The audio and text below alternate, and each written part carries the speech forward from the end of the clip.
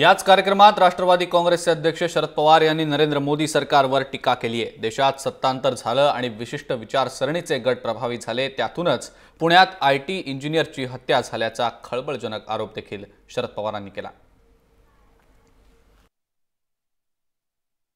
तुम्ही बघा, दिल्लीमध्ये सत्ता बदलली, त्याची तुलक कुठे काही संघटनांच्याकडून सामान्य माणसाला आणि विशेषतः समाजाच्या लहान घटकांना जाणवू लागली। गेल्या 10-12 दिवसामध्ये आपल्या राज्यातल्या काही गावामध्ये अल्पसंख्याक समाजाच्या घरावर, प्रार्थना स्थळावर हल्ले झाले। पुणे शहरामध्ये एका इंजिनियरची हत्या झाली।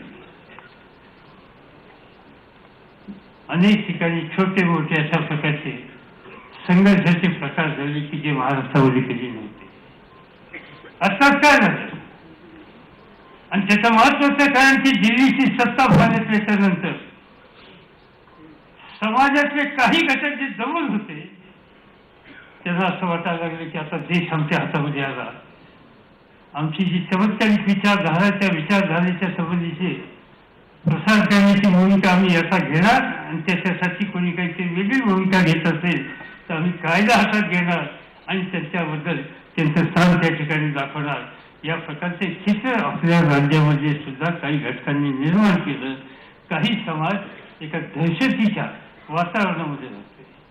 कुठल्याही समाजातला कुठलाही कुटुंब, कुठली व्यक्ती, कुठलाही वर्ग दहशतीमध्ये राहतो, ही स्थिती त्या राज्याच्या आणि त्या समाजाच्या हिताची नसते। हे चित्र या ठिकाणी अलीकडच्या काळामध्ये व्हॉट्सअप बंद काही मेसेज पाठवायचे,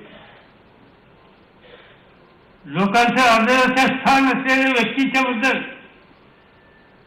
त्याची चमत्कारिक परिस्थिती निर्माण करायची, त्याचं विलंबन करायचं, आणि कवडीचा संबंध असलेल्या निष्पाप माणसाच्या मध्ये एक प्रकारचे हल्ले करायचे, ही स्थिती आज महाराष्ट्रात निर्माण व्हायला लागलेली आहे।